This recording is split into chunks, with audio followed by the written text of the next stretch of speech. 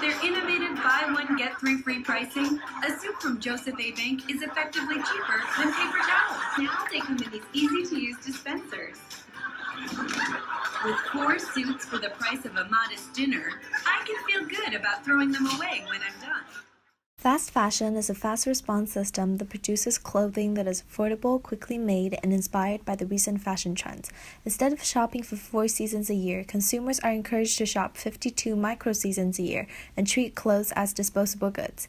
The exponential growth of fast fashion in the past decade can be attributed to globalization that allows companies to outsource cheap labor and capitalism that encourages competition between companies.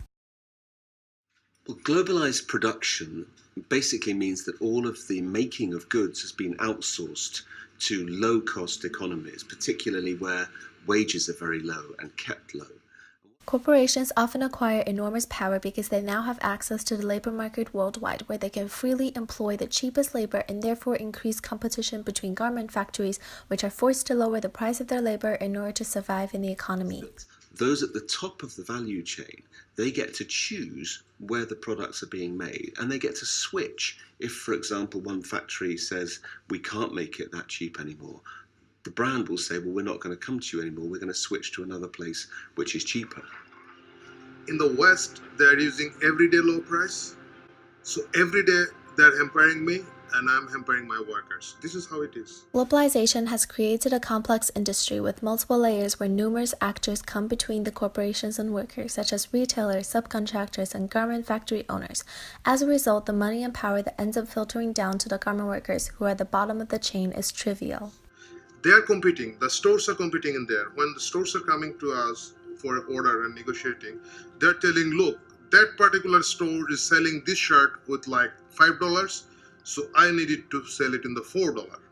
So you better squeeze your price. So we are squeezing. Then other store is coming and selling, hey, they're selling it the $4, so the target price is $3. If you can meet the $3, you're getting business. Otherwise, you are not getting.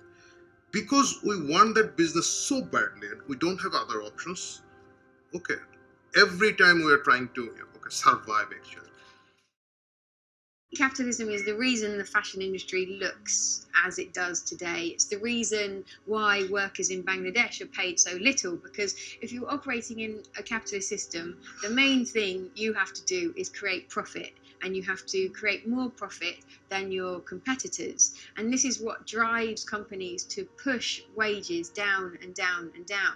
In other words, corporations operating within a capitalist system will try to increase the size of their market share by minimizing their production costs and providing their consumers with the most competitive price. So fashion retailers don't go to places like Bangladesh for any other reason except they can get the cheapest labor possible. That is why the fashion industry is in Bangladesh, because it can reap the biggest profits out of those people that are making the clothes for them. I will now use the theories proposed in the General Formula of Capital by Karl Marx to look at the current phenomenon of fast fashion and how it came into existence. In this selection, Marx discusses 2 ways in which commodities circulate in capitalism. CMC is a process that begins with a sale and ends with a purchase. The ending commodity serves a use value and comes to a complete end. CMC is not prone to repetition because it represents the consumption and satisfaction of definite wants. MCM is a process that begins with a purchase and ends with a sale. Those that take part in the process put money into the circulation so that more can be withdrawn afterwards. The circulated money is not spent but advanced into M prime and thus leads to repetition of the same operation. It is a process not characterized for the qualitative difference but for the quantitative difference. The transaction becomes never ending because the desire remains the same to increase the value of M prime as M, both of which are merely limited expressions of exchange value. The process is a constant renewed movement because there's no ceiling to the circulation of money as capital. The key actors in MCM, the capitalists to whom M prime returns, aspire to expand value, make profit, and appropriate more wealth in an abstract sense.